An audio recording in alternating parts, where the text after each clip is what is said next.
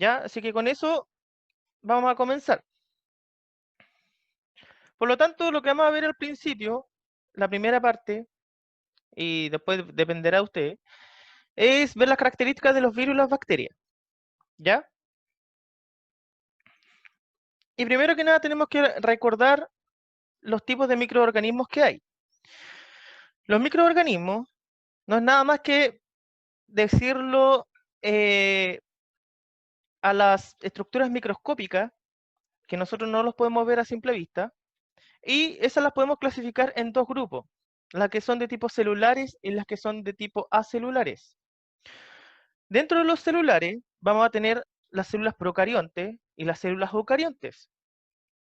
Procariontes, donde van a estar las bacterias y las arqueobacterias, y las eucariotas, donde van a estar, en este caso, la célula animal vegetal, ¿ya?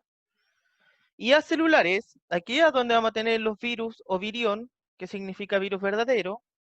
Vamos a tener los viroides, ¿ya? Que en este caso es un virus más pequeño y que tiene otras características. Virus satélite, que no es nada más que un virus que necesita de otro virus para poder sobrevivir. Y los priones, que son proteínas mal plegadas y que se transforman en proteínas infecciosas.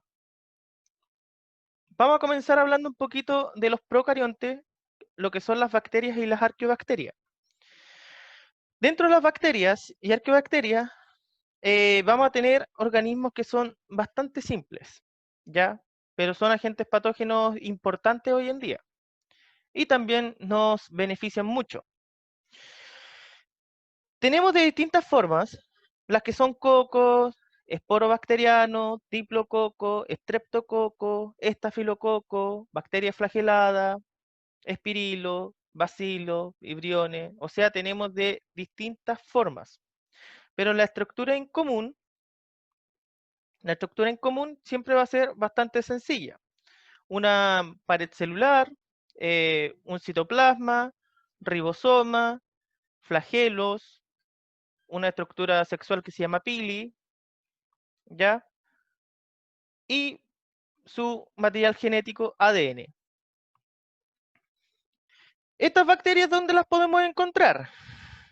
Las podemos encontrar, por ejemplo, en los sanitarios, en las esponjas que están sucias, en los platos que ustedes dejan después de comer, en los lavamanos que están sucios y limpios también, en sus cepillos dentales, en su placa bacteriana, en la pantalla del celular,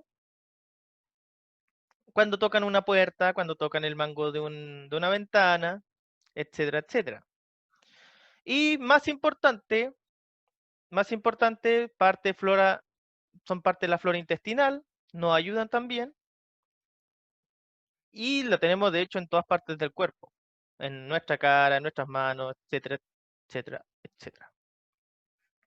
Sobre todo en esas espinillas que mucho le gusta a las chicas reventarse. Eso es un muy acervorio de bacterias ahí. Si nos vamos adentrando un poquito a la constitución neta de la bacteria, nos vamos a dar cuenta de lo siguiente. Tenemos que las bacterias tienen una pared de peptidoglicano que les sirve para protegerse, ¿ya? Tenemos un mesosoma, ¿Mister? dígame, Disculpe que lo interrumpa. Una consulta. no hay problema. ¿Cuál será la flora intestinal? Consultan aquí en el chat porque algunos tienen dudas. Ya, la flora intestinal no es nada más que el grupo de bacterias que se encuentran en nuestro intestino y nuestro estómago. La función que tienen ellos es ayudar al proceso digestivo, ¿ya? Por ejemplo, cuando por ejemplo comen cosas que, como por ejemplo los porotos, ¿cierto? Ustedes en algún momento se hinchan y liberan gases. Eso quiere decir porque están trabajando nuestras bacterias ahí adentro. Las que producen esos gases son bacterias. ¿ya? Y obviamente que la flora intestinal es muy importante porque nos ayuda a nuestra nutrición. Ya, si nosotros no tuviésemos una flora intestinal, los alimentos nos costaría mucho más degradarlo, e incluso hubiesen alimentos que se quedarían así como medios pegados en nuestro intestino y podrían podrirse y podrían formar una necrosis y un montón de cosas, ¿ya? Por lo tanto, son bastante importantes. Volviendo, decíamos que teníamos una pared de peptidoglicano que burdamente está representado en este esquema. En la parte externa, la que está aquí, tenemos un mesosoma con enzimas oxidativas. Los mesosomas son pliegues que hay de la membrana celular, estos pliegues que están aquí, ¿ya? Por lo general son pliegues en donde las bacterias acumulan, por ejemplo, cloroplastos para la fotosíntesis, o estas enzimas oxidativas para, en este caso, eliminar cosas que están ingresando a ella cuando la están atacando. Tiene una membrana para el intercambio de sustancias, tiene un plásmido material extracromosómico. ¿Qué significa eso? Significa que ellos, aparte del cromosoma o el material genético que necesita para vivir, ella tiene un material genético extra, ¿ya? Que se lo ocupa para compartir con otras bacterias y así hacerse más resistente al medio en el que viven. Tiene un ADN circular y desnudo o nucleoide.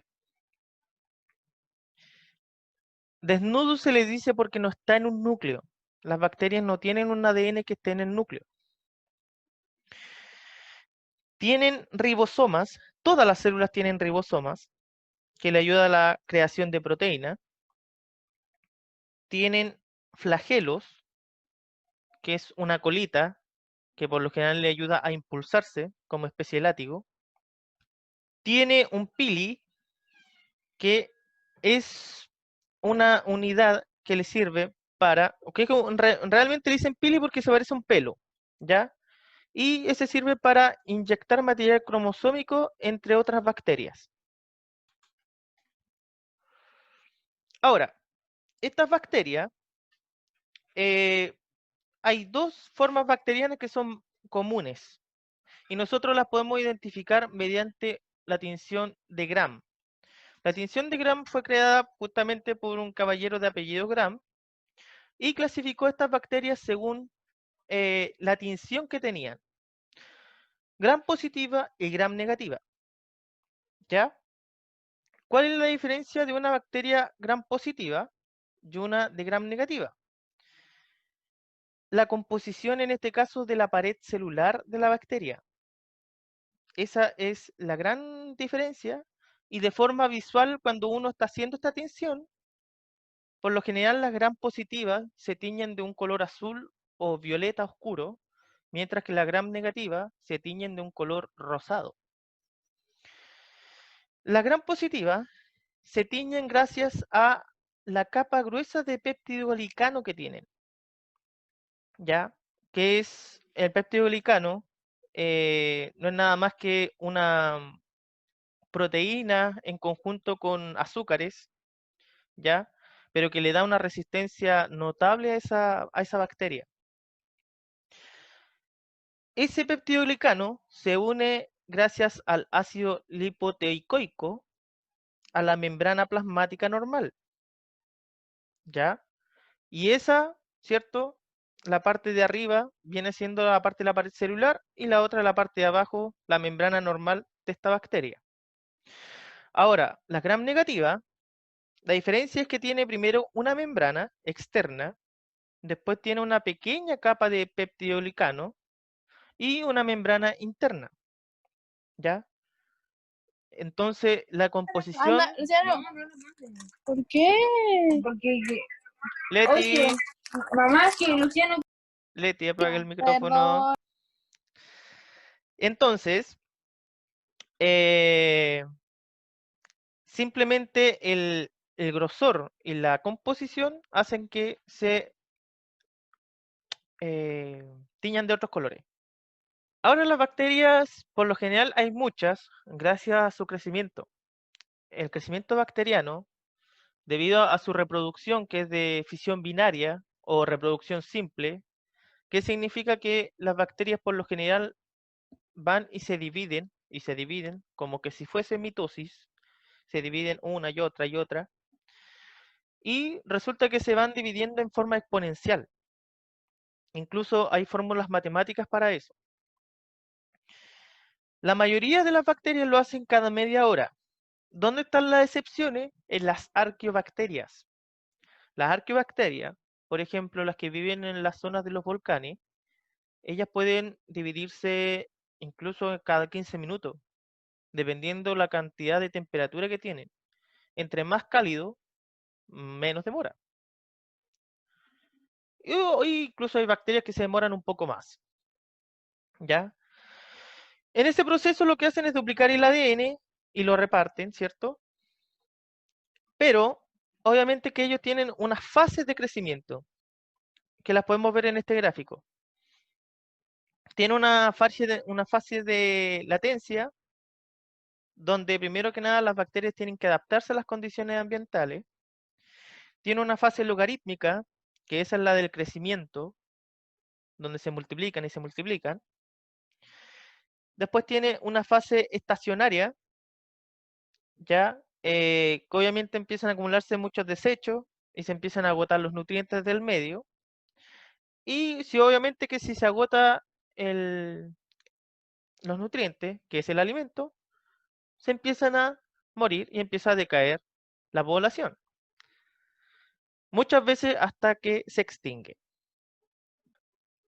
Anteriormente les decía que las bacterias se dividían y se dividían casi como mitosis, pero obviamente que no pueden ser solamente divisiones por mitosis, ya que si no estarían muertas, según la teoría de la selección natural. Necesitan, obviamente, las bacterias tener intercambio genético. ¿Y cómo lo hacen? A través de dos medios. Una conjugación plasmidial o una conjugación cromosomal. La conjugación plasmidial no es nada más que ellas crean su propio material genético y después crean otro material genético dentro de la misma bacteria y después lo único que hace es dividir el citoplasma y así se va creando otra nueva. Pero hacen todo completo un cromosoma, ¿ya? O sea, el ADN que tenía de una bacteria lo divide y hace otra bacteria del mismo modo, igual que la mitosis.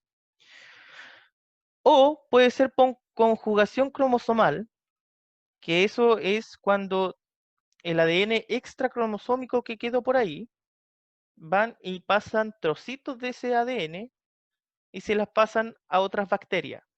Y las otras bacterias dicen, oh, aquí viene nueva información, y la reciben y transforman su ADN cromosomal. ¿Ya? Por lo tanto, son esas dos formas en que las bacterias tienen variabilidad y gracias a eso hoy en día son resistentes a las bacterias. O sea, a las bacterias, a los antibióticos. ¿Ya?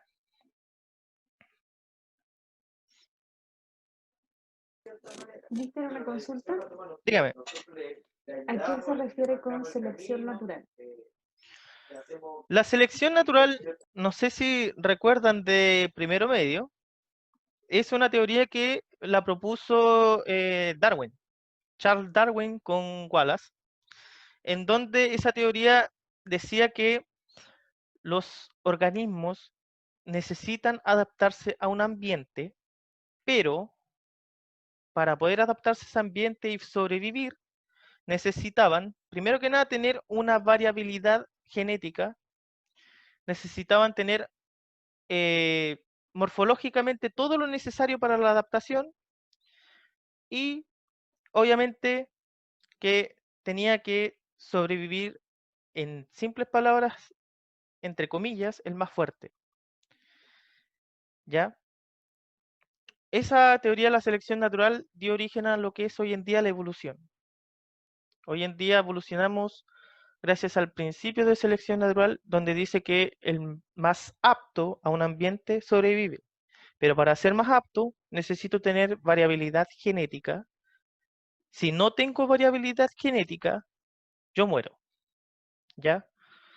Es lo mismo que cuando ustedes tienen animalitos en el campo, por ejemplo, tienen vacas, y las vacas le colocan un torito, y al torito lo dejan ahí por siempre. Entonces las vacas tienen hijos de los toritos, pero después esos toritos crecen, y hermanos con primos se van mezclando, y llegan un momento en que ya empezamos a tener terneritos deformes, empiezan a morirse más rápido, y es porque necesitaban variabilidad para adaptarse a lo que necesitaban. Lo mismo ocurre con el ser humano.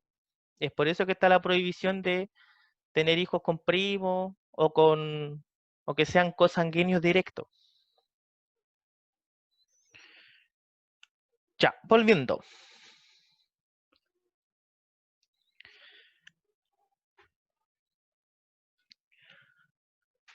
Las bacterias hoy en día las necesitamos no solamente para la flora intestinal, sino que también la utilizamos en biotecnología.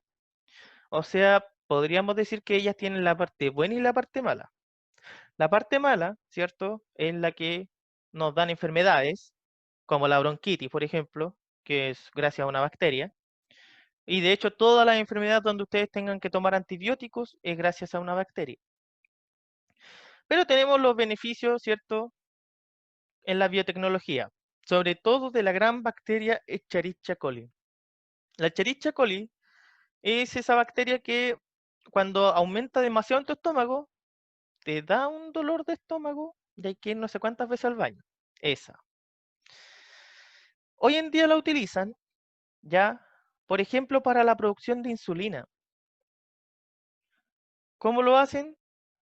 Lo hacen simplemente sacando insulina y trasplantando esa información a un cromosoma bacteriano. Por ejemplo, sacan insulina de un ser humano, o muchas veces la sacan del cerdo, ¿ya? Y sacan el gen que sirve para crear la insulina. El pedacito de gen que es un trozo de ADN, lo traspasan al plásmido del cromosoma bacteriano. Entonces, la bacteria después hace su proceso, pero cada vez que se está dividiendo, y como lo hace cada media hora, va creando en consecuencia insulina como resultado. Y como lo hace cada media hora, entonces eso es mucho más rápido que hacerla de forma manual. Y esa insulina pues se la extraen y hacen los fármacos de hoy en día. Por lo tanto, sirve bastante hoy en día también las bacterias.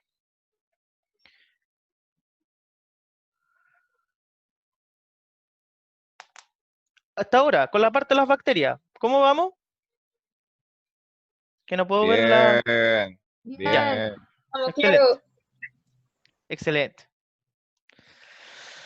Ya, ahora vamos con la otra parte que es acelular, que vamos a hablar de los virus y las bacterias. Los virus. El virus, antes de comenzar, ¿cierto? Antes de todo, hay que recordar que el virus es acelular, significa que no es una célula. Por lo tanto, si no es una célula, no es un ser vivo, ¿ya? Los virus son seres constituidos por ácido nucleico, ADN o ARN. Tienen uno o el otro, ¿ya? Si tienen ADN, se les llaman adenovirus, y si tienen ARN, se les dice retrovirus. Pero en general son virus. Las placas que forman la cápside se llaman capsómeros. Los virus tienen como esta estructura, ya, que por lo general parecen que tuviesen algo hexagonal en la cabeza con unas patitas. La parte externa, donde va a tener como una especie de púas, esa parte es la cápside, ¿ya? Y obviamente que todo eso que está formando esa cápside son los capsómeros. carecen de metabolismo propio y eso lo hace que no sean ser vivos. Por lo tanto, si no es un ser vivo, es como si fuese una maquinaria, ¿ya? Eh, por lo tanto, por eso se les dice que son parásitos obligatorios, porque sí o sí necesitan Mister, de otras células. una Dígame, consulta. ¿Para qué cuénteme. sirve la capside?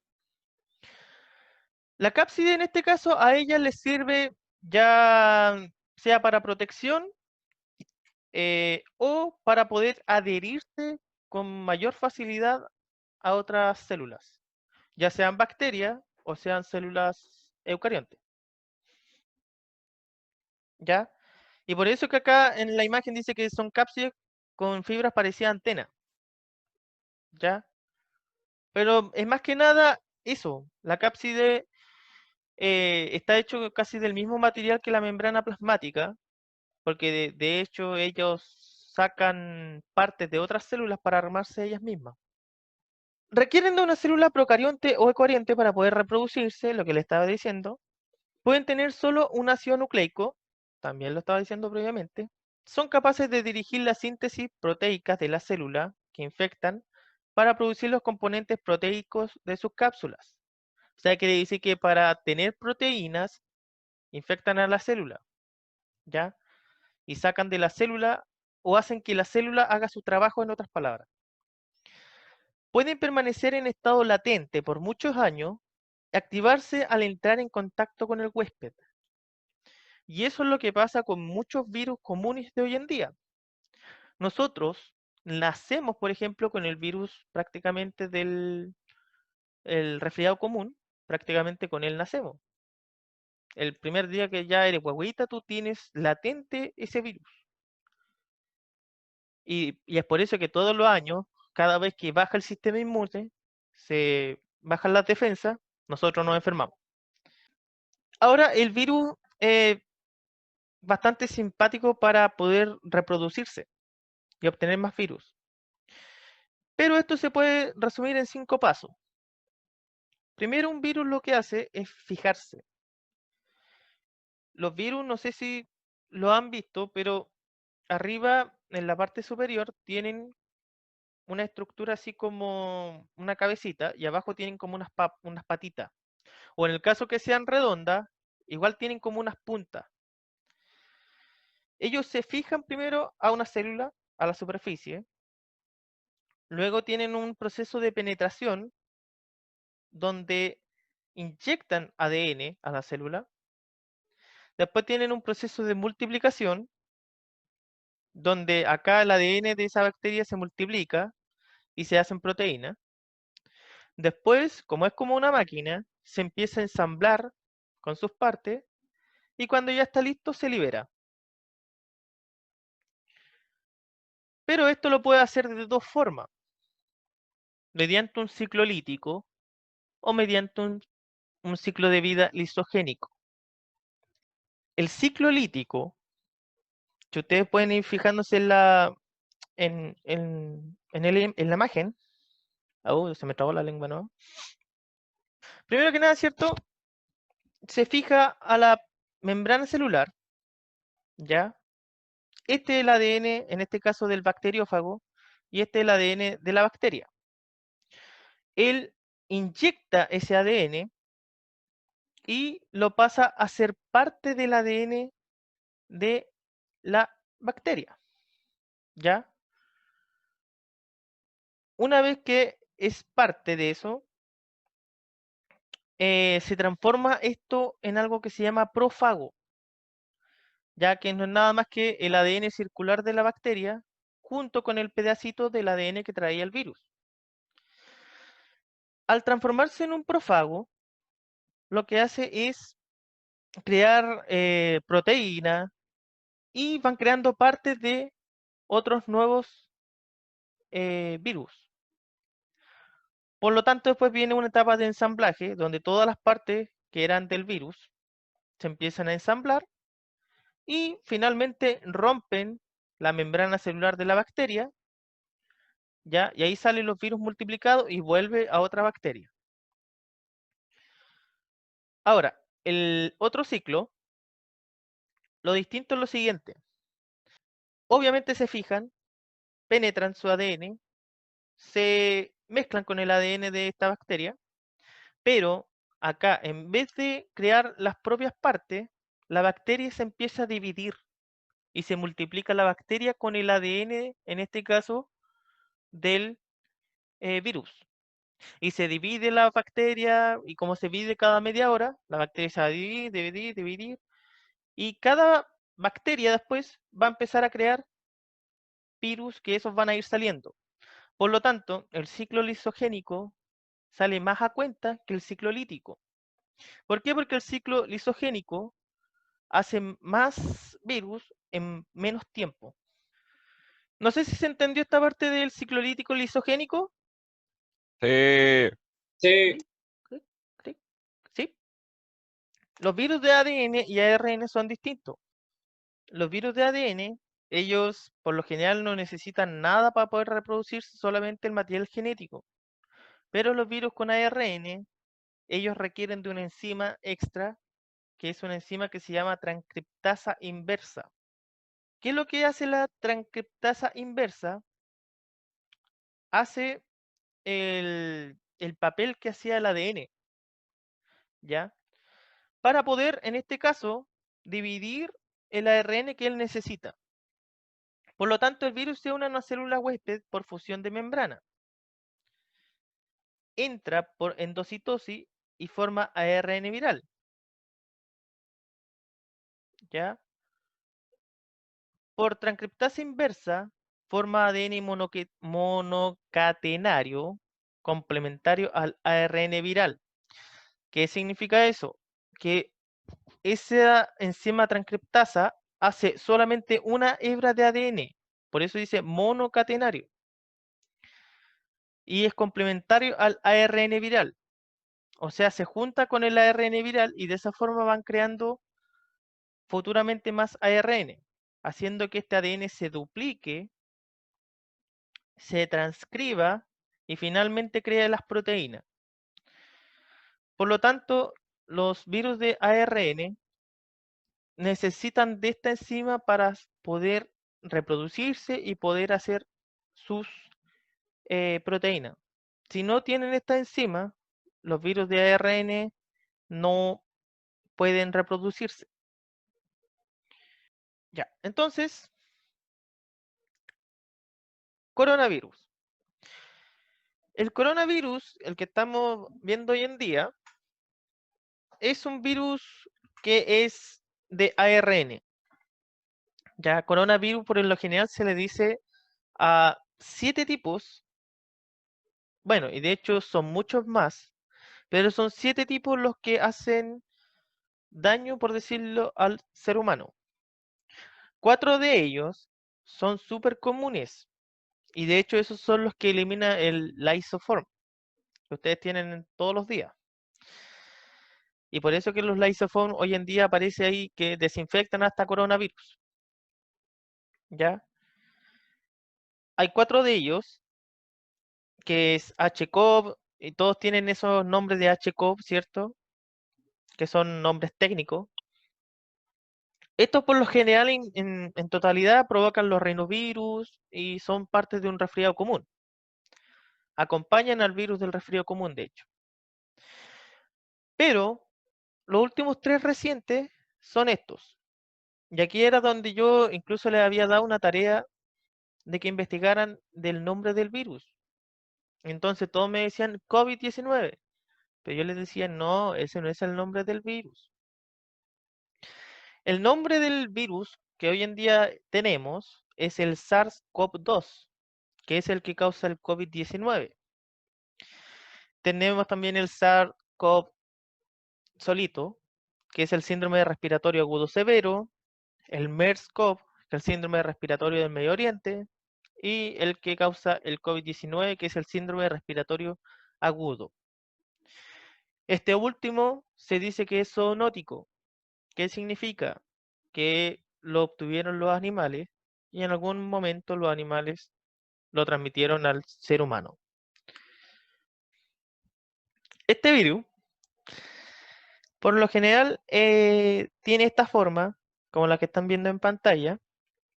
Tiene glicoproteína de la superficie, tiene hemaglutinina esterasa, tiene envoltura de la membrana, proteínas, nucleoproteína, etcétera, etcétera.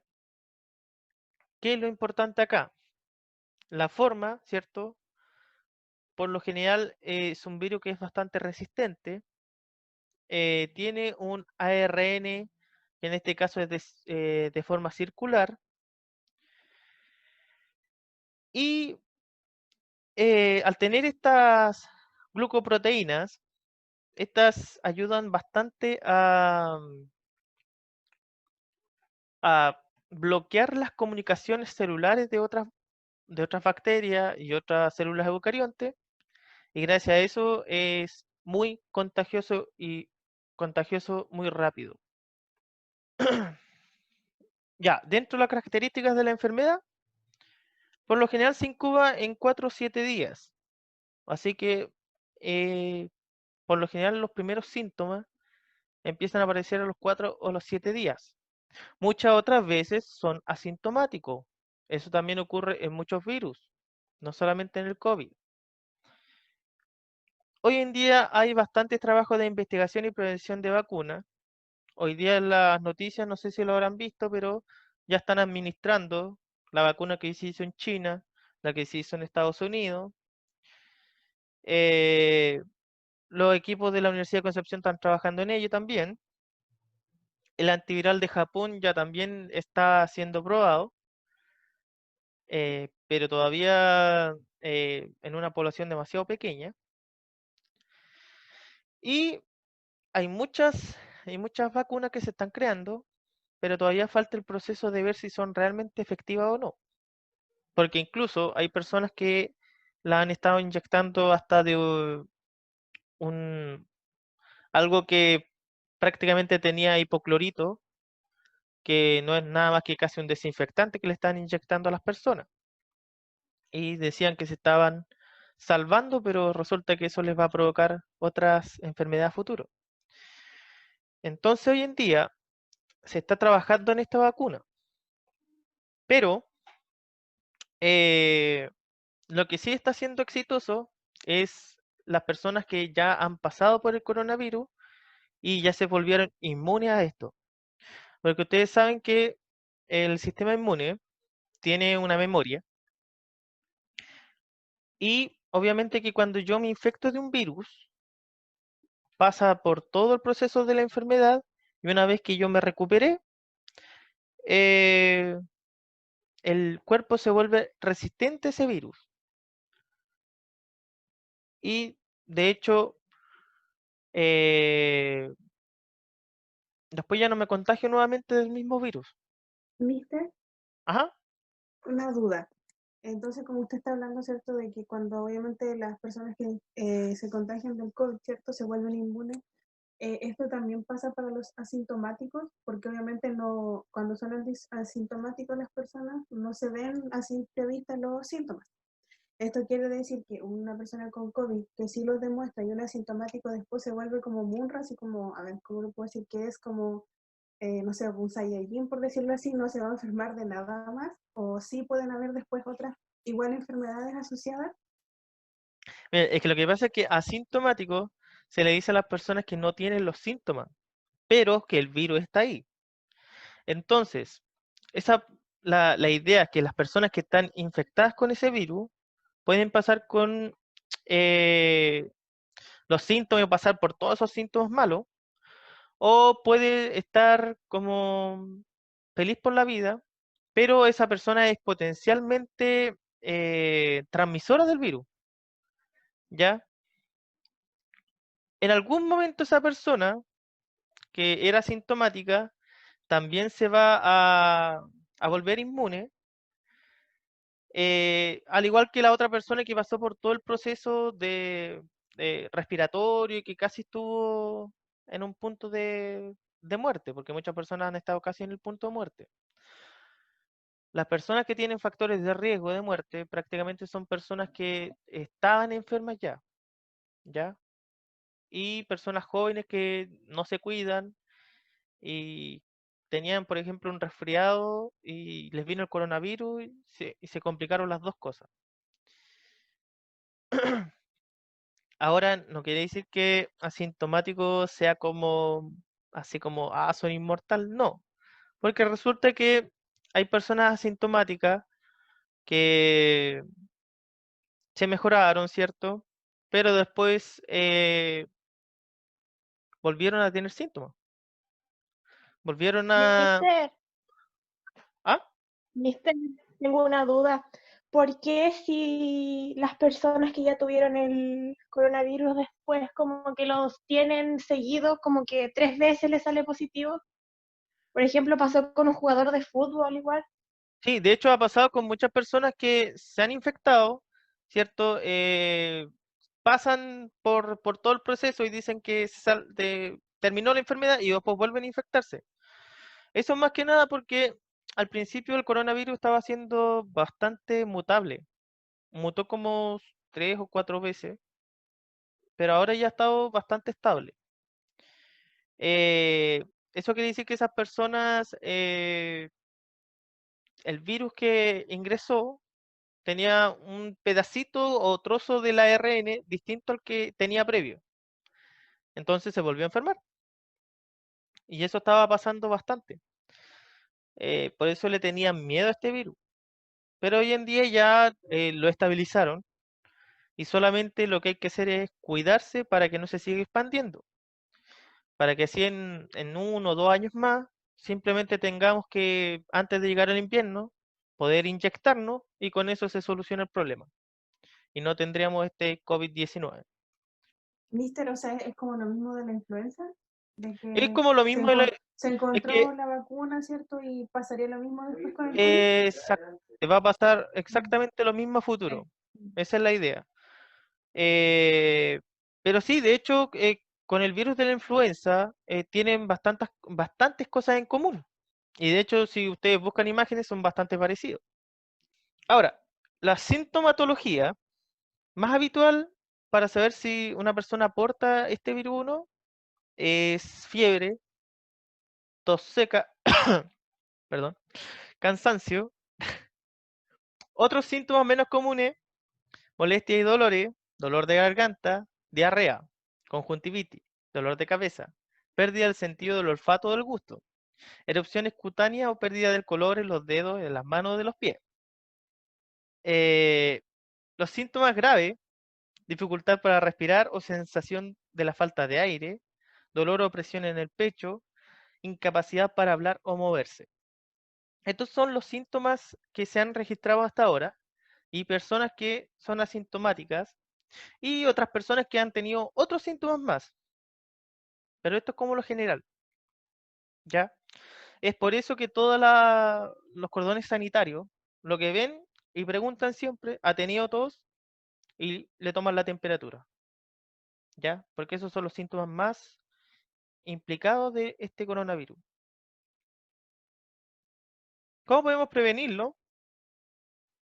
Lavándome las manos, mínimo unos 20 segundos con agua y con jabón, y obviamente lavándose bien estas manos, ¿ya?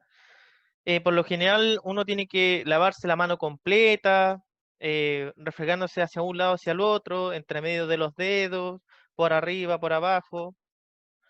En el momento de estornudar o toser, con el antebrazo o con un pañuelo desechable, la mantención de la distancia de 1 metro, evitar tocarse los ojos, la nariz o la boca, sobre todo cuando salen al centro, por ejemplo, a hacer algo y después vuelven.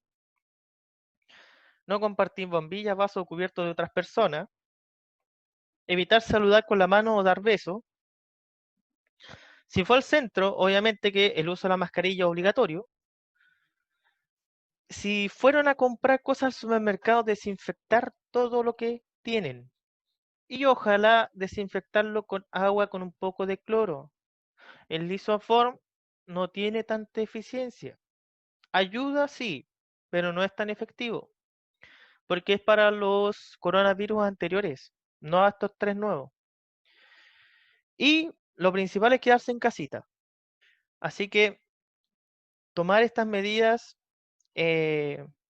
muchas veces dicen, pero yo soy joven, no me va a pasar nada, pero resulta que sí le puede pasar algo a su mamá, al papá, al abuelo, al Mister, vecino, etcétera, etcétera. Mister, Dígame. consulta. Aquí preguntan, hay dos consultas. ¿Qué pasa con el agua, con el alcohol? Y la segunda es, Ah, ¿trabaja el Ministerio de Salud? ¿Trabaja en el ¿cómo? Ministerio de Salud? Si yo trabajo No en el que ministerio. trabaja. No, Sebastián. ya. Mm. Miren, no, si yo trabajo en el ministerio. No, ¿dónde voy a trabajar para este Mañalich? No, gracias. Ya. El alcohol también ayuda a eliminar el coronavirus. De hecho, a todos los virus y todas las bacterias. Por eso el alcohol hasta ahora, hoy en día, es bastante efectivo. Y obviamente que los alcoholes geles sí son útiles, pero siempre cuando lo utilicen de forma correcta.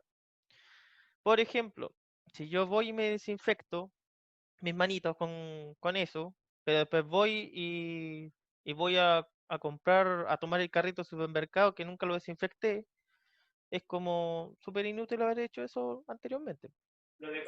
Mister, una consulta entonces, entre el alcohol gel y un jabón común para lavarse las manos, ¿qué es más recomendable en este caso? ¿Un jabón cualquiera que pudiera ser hasta el más humilde, hasta el más caro, o el Am- alcohol gel en este caso? Ambas cosas son igual de efectivas.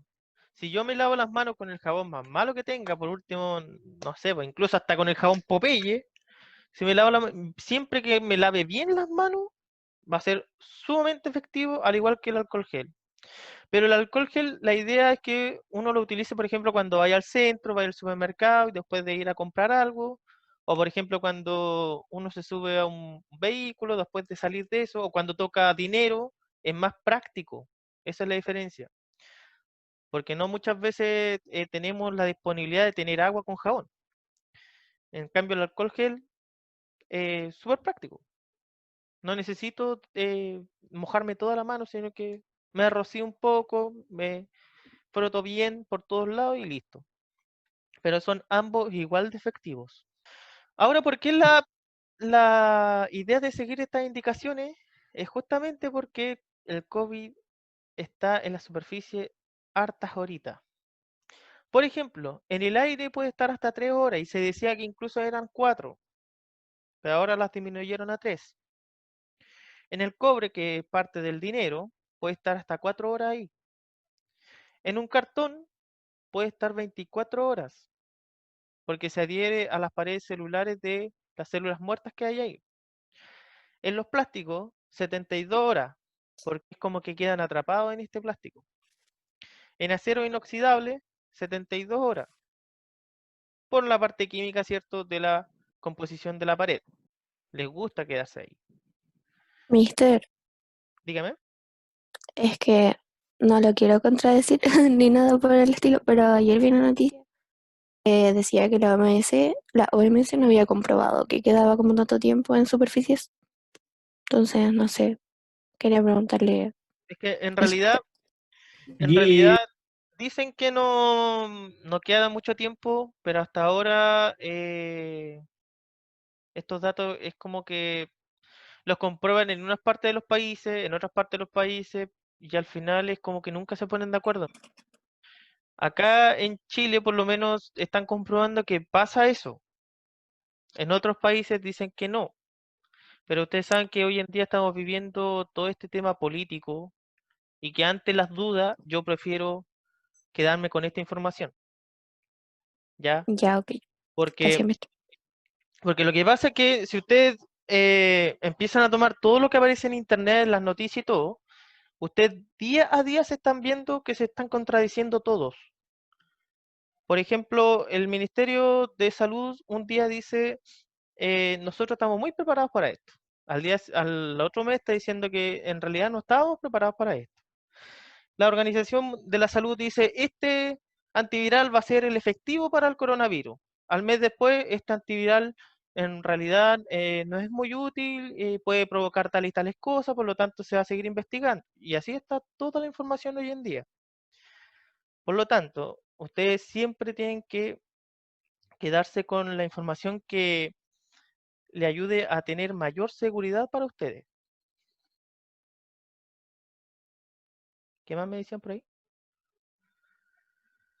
Los Incluso, chiquillos comentaban, mister, que dígame. obviamente se dicen muchas cosas en internet y que obviamente para uno, o en este caso los chiquillos son que manejan mucho más las redes sociales que nosotros, va a salir mucha más información o todos los días sale alguna información distinta. Por ejemplo, aquí uno escribió a Aníbal, dice desde que salió el coronavirus la información del tratamiento no era la correcta y es verdad.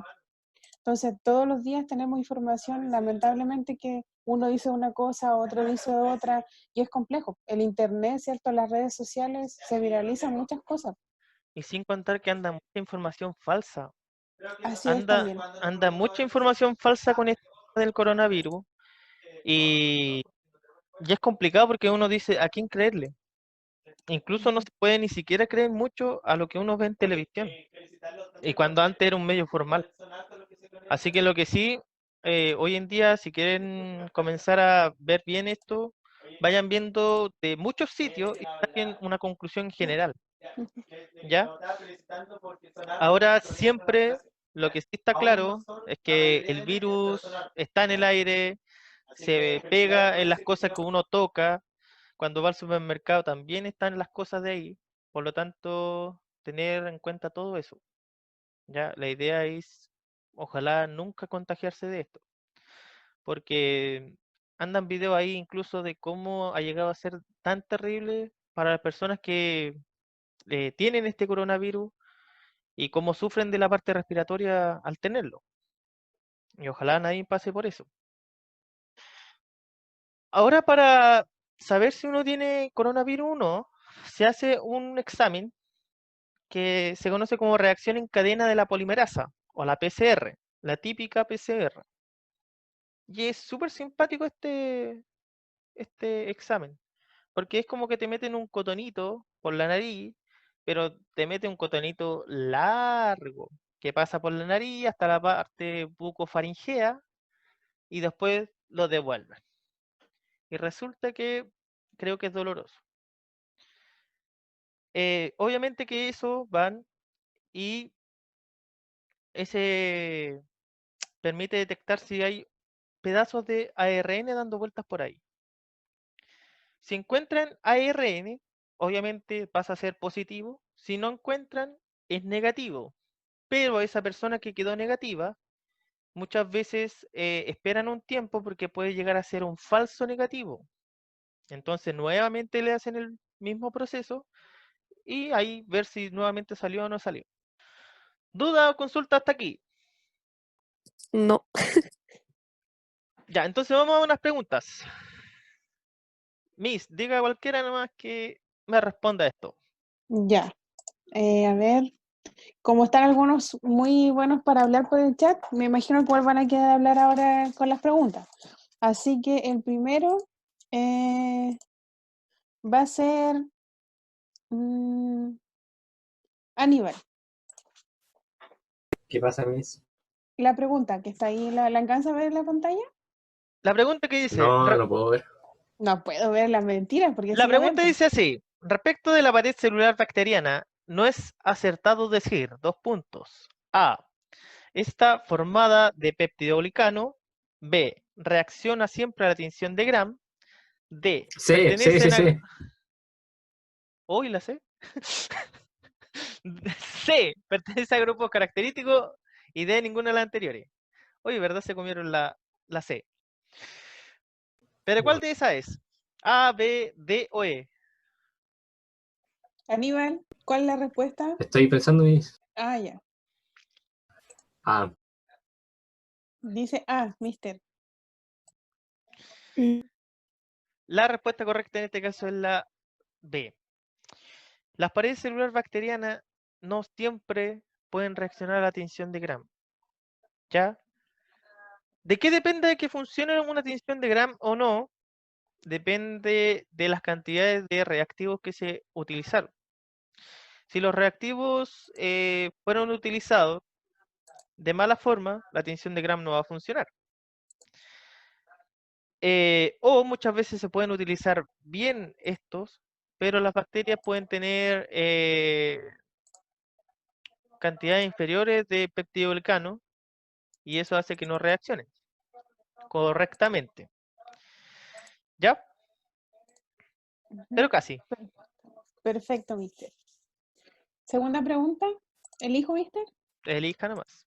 Ya, como ya respondió un varón, va a contestar ahora una dama. Bueno. De las damas, tenemos, chiquillos, ya les dije en el chat, si no los voy a bloquear. A ver, señorita Javiera Burgos. Aquí dice, Perfecto. Bioquímicamente hablando, los virus se definen como A, complejos supramoleculares, B, organismos unicelulares, microorganismos, D, agentes patógenos o E, ninguna de las anteriores. La D dice mister. La D, como agentes patógenos. La respuesta es, en este caso, incorrecta. ¿Por qué? Porque me está diciendo bioquímicamente. Ninguna. Si me hubiese dicho de forma general, agentes patógenos estaría bien, microorganismos estaría bien, organismos unicelulares también estaría bien. Ah, no, unicelulares no, ahí no. Microorganismos y agentes patógenos sí. Aunque hoy en día microorganismos se está poniendo en duda que se coloquen a los virus como microorganismos. Pero acá me está hablando bioquímicamente, quiere decir de cómo está hecho. Las bacterias, nosotros podemos decir de que no son organismos vivos, sino que son complejos supramoleculares. ¿Ya? Eso es como el concepto que le dan a los virus, ¿ya? Y también a los priones. A los priones les dicen complejos supramoleculares o también les dicen proteínas mal plegadas. La siguiente. Otra pregunta. Ya, vamos a elegir otro varón. Así. Don Cristian Gallardo. Ya, ¿Está por ahí? Cristian. Buena, ¿qué pasa? Ya. ¿Cuál de los siguientes enunciados es falso? A. Los virus se clasifican en el dominio Archaea. Arquea. B. El material genético de los virus no está contenido en un núcleo. C. Los virus no son organismos vivos. D. Los antibióticos no pueden impedir o tratar las enfermedades virales. Y la E. Los virus son más pequeños que las bacterias. ¿Cuál de los siguientes enunciados es falso? Ya, calmado, estoy pensando. Ya, piensa en Ojo, dice falso. Falso. Ah, sí, bueno.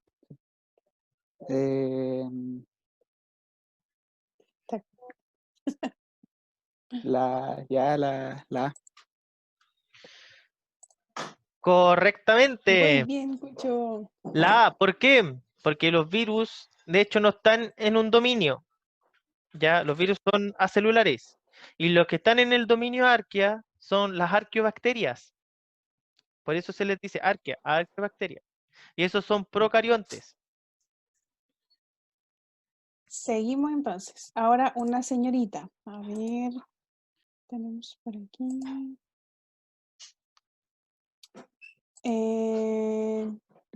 Valentina Hernández, ¿está por ahí? Sí, hola, Miss. Ya, hola, Vale. La Hola. pared celular bacteriana contiene A, celulosa, B, almidón, C, quintina, D, pectina, E, peptidoglicano. Esa la vimos en una de las diapos cuando el mister estuvo explicando. Ups.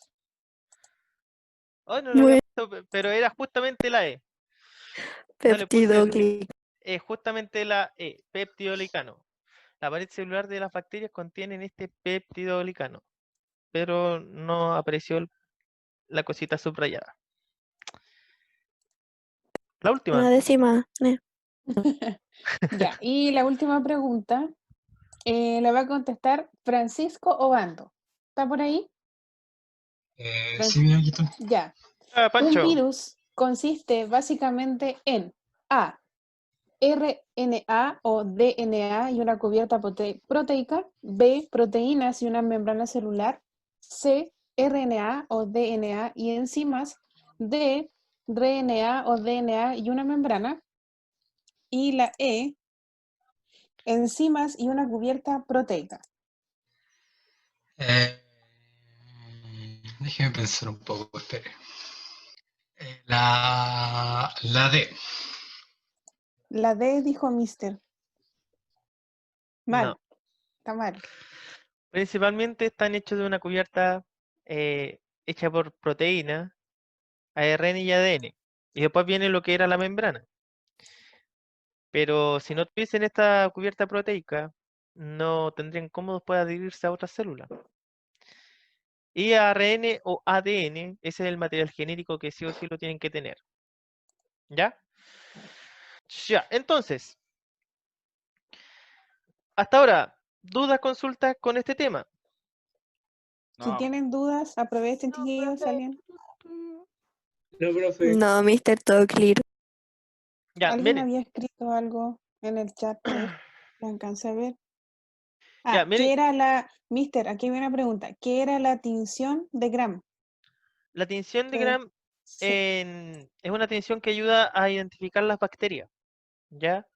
Y esta tinción, nosotros podemos distinguir bacterias eh, o clasificarlas en Gram positiva y Gram negativa. Las Gram positivas, por lo general, se teñían de un color violeta o azul, y los otros eran un color más rosado. Y eso nosotros, o mejor dicho, a los que estudian medicina y todo eso, le ayuda mucho a identificar grupos de contagios de bacterias. O sea, por ejemplo, las gram negativas son bacterias que hacen tal cosa. Las gram positivas son las que hacen otras cosas. Y eso hoy en día ayuda a distinguir. Y lo que hace esta tinción es justamente teñir la pared celular. Si tiñe pared celular, ¿cierto? Está tiñendo en este caso lo que era el peptidoglicano, o en el otro caso había una membrana externa, después venía el peptidoglicano y una membrana interna. Por lo tanto, en el otro caso quiere decir que se está tiñendo la membrana. Pero no es nada más que preparativo, ¿cierto? Que incluso nosotros en el colegio tenemos como para hacerlo. Incluso este año íbamos a hacerlo, pero ya no. ¿Dudas? ¿Otra? ¿Por ahí? Profe se cambió de casa. Sí, estoy así Se como... fue afuera del mundo para no contagiarse. Estoy como en el espacio para no contagiarme. No, Crack. un fondito nomás, distinto, po. ¿Por qué va a tener el fondo feo de mi casa acá? No, mejor eso. Ingenioso. Está más bonito. Eh, ya, ojo, esto lo que estaba viendo era un repaso de la primera guía de agentes patógenos que le había enviado. Y ahora, por ejemplo, según los nuevos cambios curriculares, ya no les tengo que hablar de los hongos y los otros patógenos, pero ya a ustedes ya les había hablado antes. Por eso yo no hablé ahora. Antes yo les había mencionado que como agentes patógenos también tenemos los que infectan, que son los hongos, eh, que también hay agentes infecciosos como los priones, ¿cierto? Que son proteínas infecciosas y que producen enfermedades como el, el mal de la vaca loca o el de Creutzfeldt-Jakob, que en realidad es una proteína que casi se come el cerebro.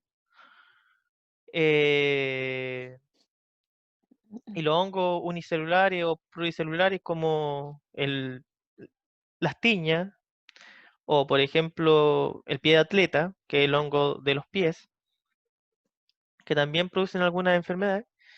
Eso esta vez los dejé afuera, pero ustedes por lo menos ya tienen una conciencia de lo que hacen ellos, ¿ya? Por eso no se vio así como en detalle. Y para la próxima conexión que tengamos, lean lo de sistema inmune. Esa guía que era hablando todo del sistema inmune, porque esa va a ser la otra parte, la de inmunidad. Para que después de eso hagamos los análisis que hay que hacer de cosas que están pasando acá en el mundo, como dice. ¿Ya? Si alguien no tiene, por si acaso, esa guía, me avisa, yo la puedo bajar o la puedo enviar a través